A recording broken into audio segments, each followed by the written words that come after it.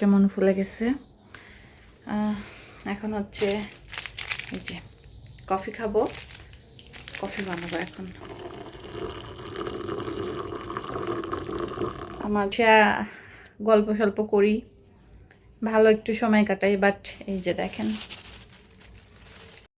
আসসালামু আলাইকুম সবাইকে, কেমন আছেন সবাই? আশা করি সবাই অনেক অনেক ভালো আছেন। নতুন একটা ভিডিওতে আবারও আপনাদেরকে স্বাগত জানাচ্ছি। আশা করি বরাবরের মতো এই ভিডিওটা আপনাদের কাছে অনেক অনেক বেশি ভালো লাগবে। আমরা সারাদিনে মেয়েরা অনেক কাজ করি, কিন্তু এই কাজ আমাদের হাজব্যান্ড অথবা শ্বশুর বাড়ির কারোর চোখে ধরা পড়ে না। কারোর চোখে ধরা পড়ুক আর না পড়ুক, আমরা কিন্তু আমাদের কাজটা করেই যাই। কোনো সময়ই কারোর জন্য ফেলে রাখি না কাজগুলো। আমি মনে করি সংসারটা যেহেতু আমার, কাজগুলো আমারই নিশ্চয়ই, তো আমাকে কে হেল্প করবে বলেন। যাই হোক, এখন হচ্ছে দুপুর টাইম, আমি দুপুরে রান্না করতে যাব। তো তার আগে হচ্ছে ফ্রিজ খুললাম, ফ্রিজ খুলে এই যে একটা কেকের বক্স দেখতে পেলাম। তো কেকের বক্সের মধ্যে কিছুটা কেক ছিল। এই কেকটা 4-5 দিন আগেকার, আর হোমমেড কেক যেহেতু আমি নিজেই বানিয়েছি, কেকটা কিন্তু এখনও অনেক সফট আছে। আর ফ্রিজে একটা আম ছিল, এই আমটা আপনাদের ভাইয়া কিনে এনেছিল 4 পিস আম, অনেক বড় বড় সাইজের। মানহা, তোমার জন্য কি এনেছি? ম্যাঙ্গো। ভুলে গিয়েছিলে ম্যাঙ্গোর কথা? আচ্ছা, এখানে রাখো। বিছানাটা গুছাইও, হ্যাঁ আব্বু? খাওয়া শেষ হলে বিছানাটা সুন্দর করে গুছাইও, হ্যাঁ? আমার মেয়ে তো একবার গুছাইছিল, আবার নোংরা হয়ে গেছে, আবার গুছাবে, তাই না? কেমন টেস্টি? আমাকে একটু দাও। তুমি আগে খাও, আগে তুমি খাবে, তারপরে আমি খাবো।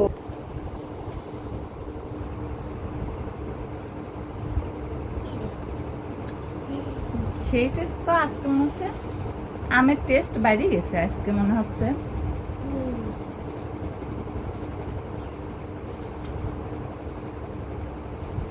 তোমার বাবা আর ভাইয়া এখন আসবে না স্কুল থেকে, হ্যাঁ? ওদেরকে বলো আম খাইতে, হ্যাঁ? তো এইমাত্র ঘুম থেকে উঠলাম, আর উফ, চোখ মুখ কেমন ফুলে গেছে। এখন হচ্ছে এই যে কফি খাবো, কফি বানাবো এখন।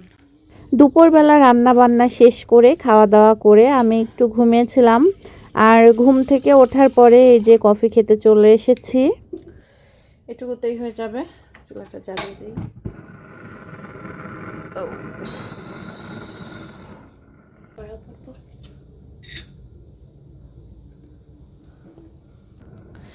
দুধটা গরমে হয়ে গেছে প্রায়, আর ওদিকে আমি কাপে চিনি রেডি করলাম। যাই হোক, দুধটা এখন ভালোভাবে উতলে নিব, একটু বেশিক্ষণ ধরে দুধটা উতলাবো। ওয়াও,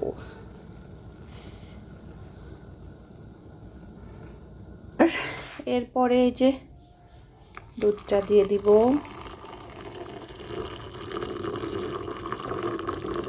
আমার যতটুকু লাগবে আমি ততটুকুই দিব। আসলে বিকেলবেলা কফি না খাইলে আমার ভালো লাগে না। আগে প্রচণ্ড পরিমাণে চা ভালো লাগতো, বাট কিছুদিন হলো কফিটাই আমার কাছে অনেক ভালো লাগে। তো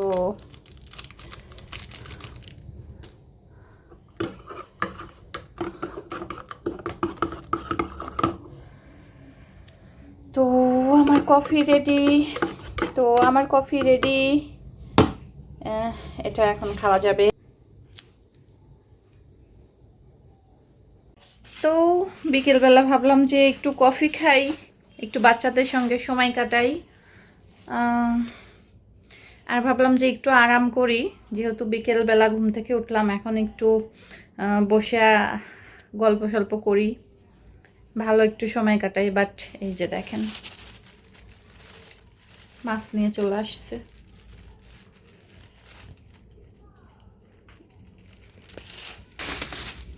তো এই যে আরও আছে, এগুলো হচ্ছে টাকি মাছ।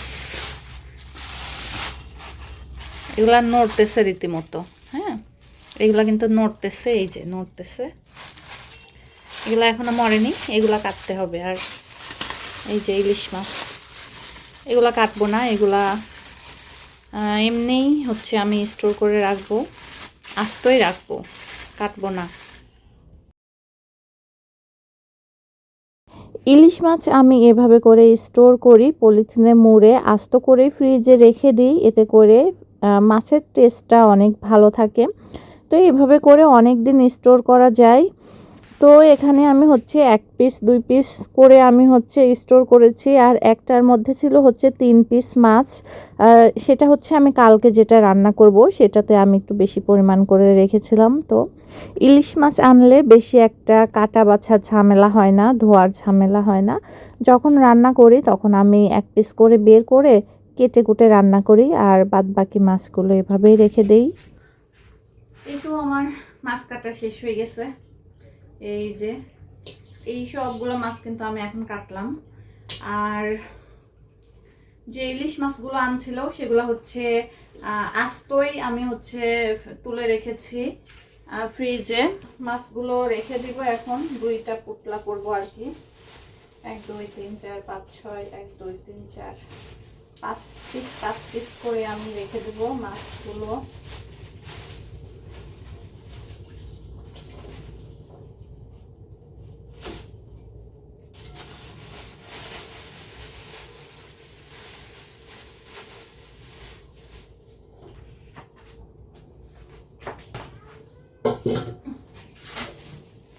এই যে রেডি।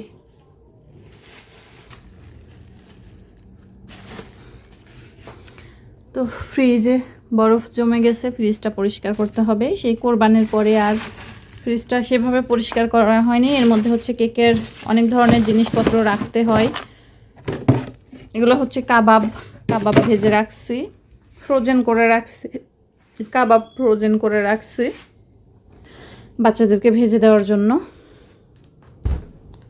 আজকের ব্লগটা আপনাদের কাছে কেমন লেগেছে অবশ্যই কমেন্ট করে জানাবেন। আর যদি আমার সব ভিডিওগুলো ভালো লেগে থাকে অবশ্যই আমার চ্যানেলটি সাবস্ক্রাইব করে পাশে থাকবেন। আল্লাহ হাফিজ।